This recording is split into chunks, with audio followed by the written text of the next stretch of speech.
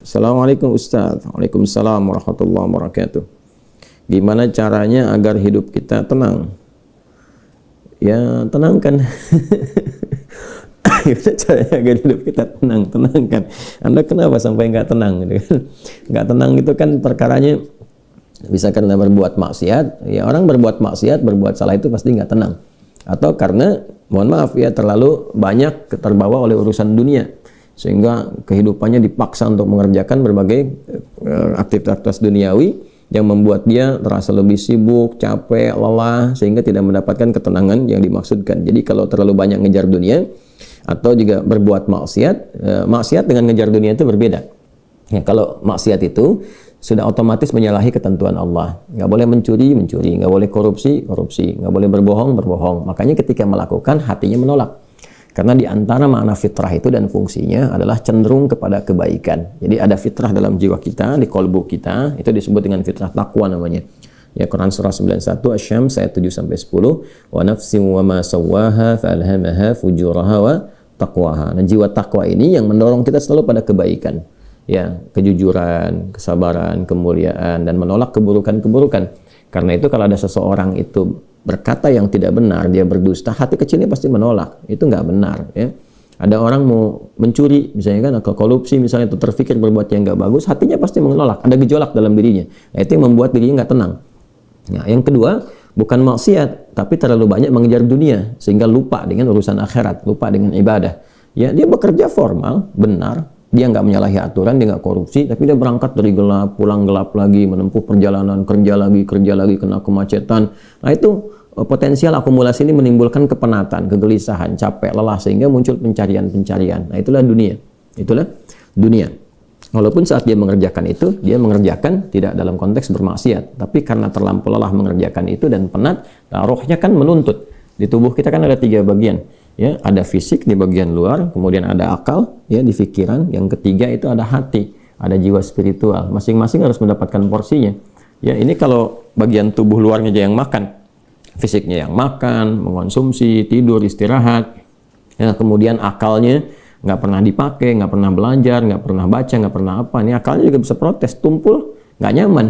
Ya, sebaliknya juga, kalau dia misalnya ya makan, minum, kerja, aktivitas, olahraga, akalnya dipakai, dia baca dan sebagainya, tapi rohnya nggak pernah diberikan porsinya.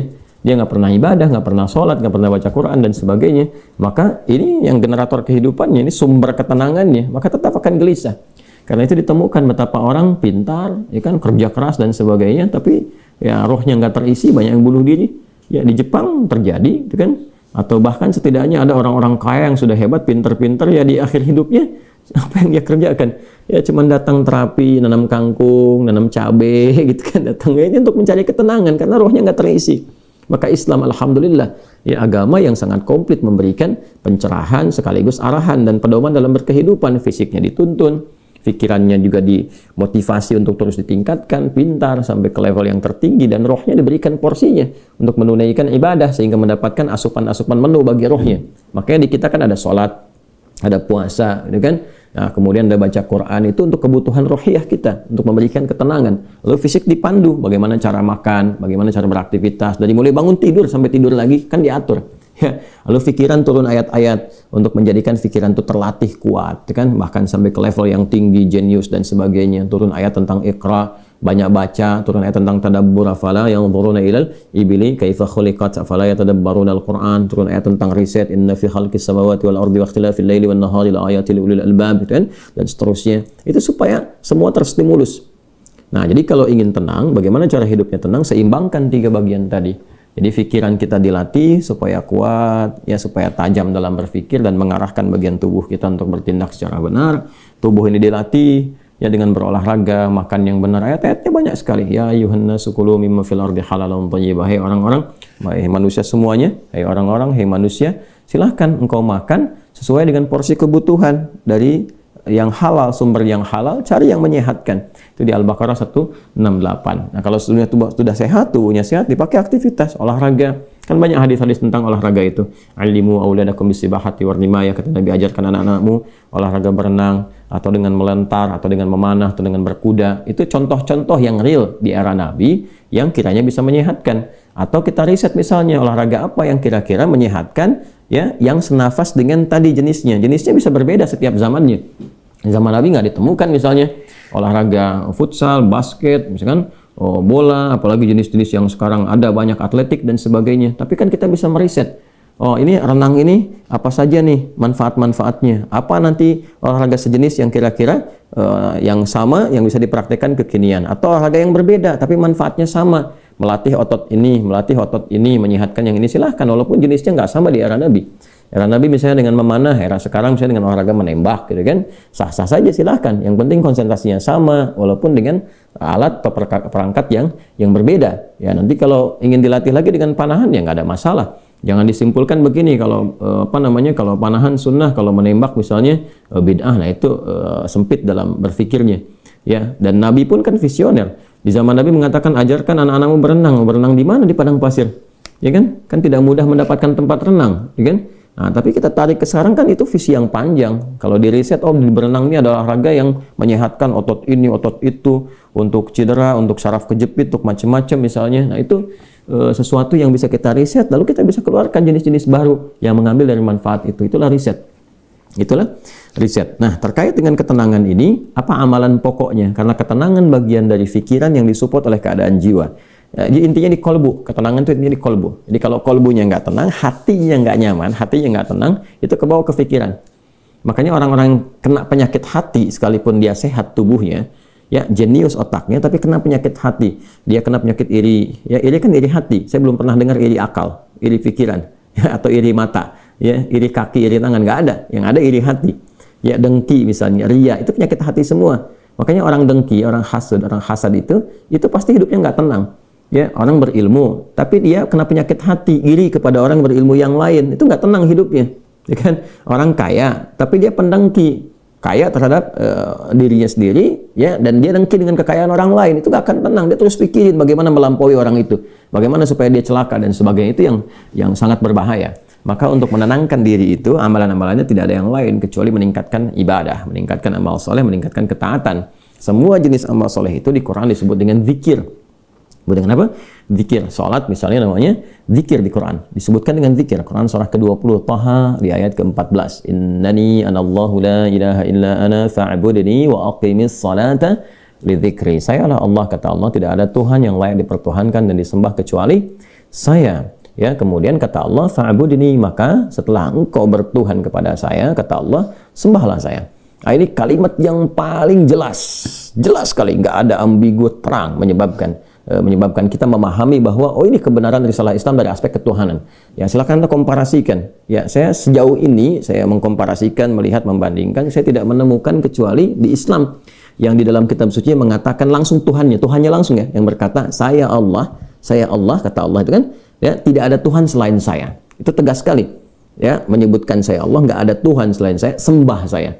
Dan biasanya kalau ada kalimat atau informasi yang pede jelas disampaikan, itu menunjukkan kekuatan dan kebenaran.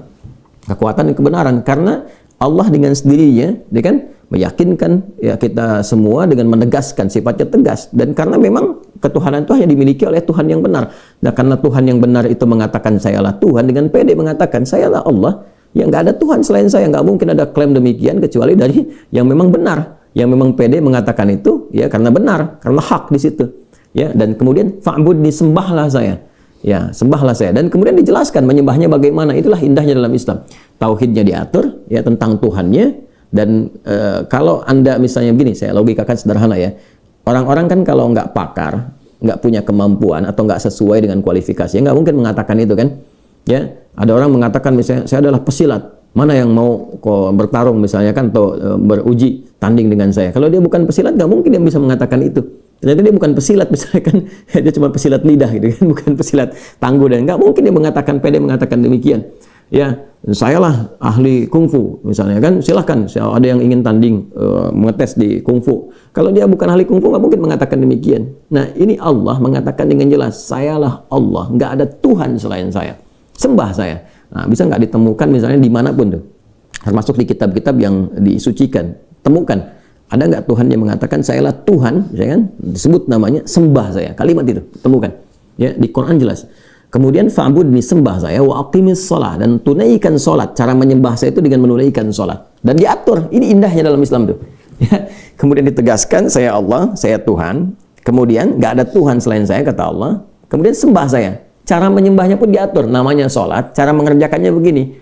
Ya, lalu ditunjuk, diutuslah Nabi Muhammad SAW untuk mengajarkan dari awal sampai akhir, dari gerakan sampai bacaan, dari mulai hukumnya diajarkan. Ya, dari cara menghadap ke arah mana, kemudian bagaimana caranya, ya, dari mulai berwudunya bahkan sampai dengan selesainya.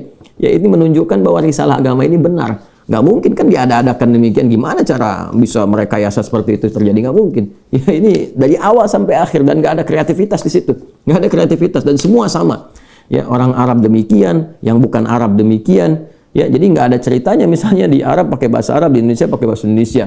Ya, di Indonesia, di Sumatera pakai bahasa Sumatera misalnya, atau di Jawa pakai bahasa Jawa. Tidak. Ya, Quran mau dimanapun pakai bahasa Arab. Salat dengan cara yang sama, menghadap ke tempat yang sama. Tapi terkait dengan pertanyaan ini, teruskan ayatnya. Wa aqimis salata lidzikri. Tunaikan salat kepadaku dengan sebagai zikir. Jadi salat itu disebut dengan zikir. Berdoa juga zikir. Ya, doa juga zikir. Quran surah ke-7 ayat 205. Wadhkur rabbaka fi nafsika tadarruan wa khifatan wa dunal jahri minal qaul, dan berzikirlah, berdoalah maksudnya. Zikir ini doa. Ya, berdoalah, mohon dengan sepenuh jiwamu, dengan ketenangan, gitu kan, mintakan kepada Allah dengan penuh ketenangan. Dan mohon dengan kekhusyuan, mohon dengan penuh harap supaya dikabulkan. Nah, silakan cek, bukankah saat berdoa itu ada ketenangan? Anda punya masalah, alih-alih Anda curhat di media sosial, gitu kan? Nah, kemudian Anda arahkan untuk berdoa dengan cara yang benar, Anda ke kiblat, wudu, minta dengan khusyuk. Bukankah saat berdoa tenang? Ya kan? Bukankah saat sholat itu Anda lebih tenang? Ya kan? Bukankah saat Anda baca Quran lebih tenang? Nah, baca Quran itu disebut dengan zikir, karena Qurannya disebut zikir. Quran surah ke-15 ayat 9. Inna nahnu nazzalna dzikra wa inna lahu lahafidhun. Kami telah turunkan Al-Quran sebagai zikir. Nah, Anda itu kalau baca Quran kan lebih tenang. Apalagi kadang terjadi begini, sedang punya masalah, terus kita buka mushaf random, acak tuh dibuka begini, tiba-tiba ayatnya sesuai dengan masalah kita gitu. Nah, baru baca aja udah tenang keadaan jiwanya. Ya, udah menyebut nama Allah, baru bismillahirrahmanirrahim, sudah tenang. Ya, Quran surah ke-8 ayat kedua, innamal mu'minuna alladzina idza dzukirallahu wajilat qulubuhum wa idza tuliyat 'alaihim ayatuhu zadatuhum imanan wa 'ala rabbihim yatawakkalun. Jadi orang beriman itu kalau disebutkan nama Allah ada getaran, konfirmasi di jiwanya, dan kalau dibacakan kepada ayat-ayat Allah bertambah keimanan. Iman itu kan sumber ketenangan. Ya, makanya iman itu berasal dari kata al-aman. Ulaika lahumul amnu, kan? Ya, alladzina amanu wa lam yalbisu imanahum bidzulmin, ya ulaika lahumul amnu. Orang-orang yang beriman itu kata Al-Qur'an, dan kalau imannya benar, maka akan mendapatkan ketenangan dalam jiwanya. Nah, ini kalau dibacakan Quran ada ketenangan dalam diri kita. Kita dengar orang lain baca Quran aja udah tenang, apalagi kita baca sendiri, ya kan? Apalagi misalnya zikir. Ya, zikir. Pasca salat kita berzikir, kan amalannya disebut zikir, itu membuat kita tenang. Subhanallah, alhamdulillah, Allahumma antas salam, istighfar. Quran surah ke-4 An-Nisa ayat 103. Fa idza qadaytumus salata fadhkurullaha qiyaman wa qu'udan wa 'ala junubikum. Kalau Anda telah tuntas mengerjakan salat, maka berzikirlah. Ya, subhanallah, alhamdulillah, Allahu akbar, Allahumma antas salam. Ya, dari astagfirullah dulu awalnya, kan? Nah, itu membuat diri kita lebih tenang, lebih nyaman. Nah, itu semua amalan tadi disebut dengan zikir. Karena itu disimpulkanlah di Quran surah ke-13 Ar-Ra'du di ayat ke-28 ketika Allah berfirman, ala bi dzikrillahi tatma'innul qulub. Yakinkan pada dirimu. Ala itu harfu taukid, bukan hanya ikhbar. Huruf untuk menginformasikan sekaligus menguatkan informasi yang disampaikan. Saya tegaskannya, kata Allah, yakinkan pada dirimu dengan meningkatkan zikir kepada Allah, maka akan cenderung berdampak tenang kepada jiwa. Nah, jadi kalau Anda ingin tenang, saya ingin tenang, kita ingin tenang, gampangnya tingkatkan zikir. Zikir itu bentuknya ibadah, baik dengan ibadah fisik seperti sholat, baca Al-Quran, atau ibadah harta dengan bersedekah misalnya, ya, zakat itu kewajiban, infak itu tambahkan. Kalau ingin tenang, cobalah pagi-pagi cari orang-orang yang berhak mendapatkan itu sesuai dengan kualifikasi yang disampaikan Al-Quran dan hadis, jalan, temui, bersedekah, nggak usah banyak dipamerkan, ya, macam-macam, bersedekah, sampaikan dengan tulus. Nanti Anda akan mendengar orang itu berkata, terima kasih Pak, semoga Bapak disehatkan, keluarga juga dilancarkan rezekinya, dijaga oleh Allah kemuliaannya. Oh, itu mahal sekali. Padahal yang dikeluarkan mungkin 5.000, 10.000, tapi bagi orang-orang tertentu itu sangat berharga dan melahirkan doa yang dengan doa itu mengguncang aras dan memberikan ketenangan kepada jiwa. Kan? Wallahu ta'ala alam bis-shawab.